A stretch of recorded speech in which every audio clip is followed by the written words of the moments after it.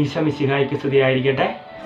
നമ്മൾ ഇന്ന് ധ്യാന വിഷയമാക്കാൻ പോകുന്ന തിരുവചന ഭാഗം ആത്മഹത്യകളൊക്കെ കൂടിക്കൊണ്ടിരിക്കുന്ന ഈ സമയത്ത്, ഈ കാലഘട്ടത്തിൽ അവർക്കൊക്കെ പ്രചോദനമാകുന്ന, ജീവനിലേക്ക് തിരിച്ചു വരാൻ സഹായിക്കുന്ന, അതുപോലെ തന്നെ അപകടങ്ങളൊക്കെ ഉണ്ടാകുമ്പോൾ അതിനൊക്കെ ധൈര്യം നൽകുന്ന, അതിനൊക്കെ ദൈവത്തിൻ്റെ ഇടപെടലുണ്ടാകുന്ന തിരുവചന ഭാഗങ്ങളാണ്.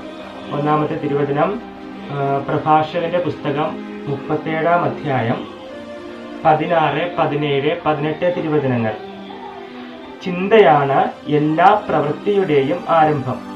എല്ലാ ഉദ്യമവും ആലോചനയുടെ തുടർച്ചയാണ്. ചിന്ത ഹൃദയത്തിൽ വേരൂന്നിയിരിക്കുന്നു. അതിന് 4 ശാഖകളുണ്ട്: നന്മയും തിന്മയും, ജീവനും മരണവും. നാവാണ് ഇവയുടെ നിയന്താവ്. ഹല്ലേലൂയ. ഈ തിരുവചന പ്രകാരം നമ്മൾ കേട്ടത്, ചിന്തയാണ് പ്രവൃത്തിയുടെ ആരംഭം.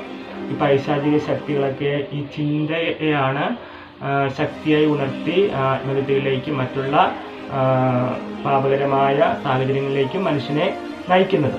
അതാണ് നമ്മളിപ്പോൾ കേട്ട തിരുവചനത്തിന്റെ ഉള്ളടക്കം. നിയമാവർത്തന പുസ്തകം 30-ാം അധ്യായം 19-ാം തിരുവചനം. അവിടെ ഇപ്രകാരം പറയുന്നു: ജീവനും മരണവും, അനുഗ്രഹവും ശാപവും ഞാൻ നിന്റെ മുൻപിൽ വച്ചിരിക്കുന്നു എന്നതിന് ആകാശത്തെയും ഭൂമിയെയും ഞാൻ ഇന്ന് നിനക്കെതിരായി സാക്ഷിയാക്കുന്നു. നീയും നിന്റെ സന്തതികളും ജീവിക്കേണ്ടതിന് ജീവൻ തിരഞ്ഞെടുക്കുക. ഹല്ലേലൂയ.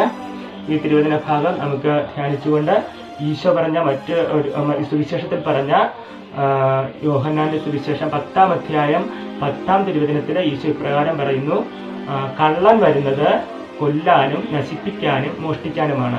എന്നാൽ ഞാൻ വന്നിരിക്കുന്നത് അവർക്ക് ജീവൻ നൽകാനും അത് സമൃദ്ധമായി നൽകാനുമാണ്. ഹല്ലേലൂയ. അപ്പൊ ഈ വചനഭാഗങ്ങൾ നമ്മുടെ സമൂഹത്തിലുണ്ടാകുന്ന എല്ലാ തരത്തിലുള്ള പൈശാചിക ആത്മഹത്യ പ്രവണതകളിൽ നിന്നും, അതുപോലെ തന്നെ അപകടങ്ങളിൽ നിന്നും, അപകട മരണങ്ങളിൽ നിന്നും ഈശോ പറയുന്ന തിരുവചനം യേശുവിന്റെ നാമത്തിൽ തന്നെ അവയിൽ നിന്നെല്ലാം വിടുതൽ ലഭിക്കുവാനിടയാകട്ടെ എന്ന് പ്രാർത്ഥിക്കുന്നു. ആമേൻ.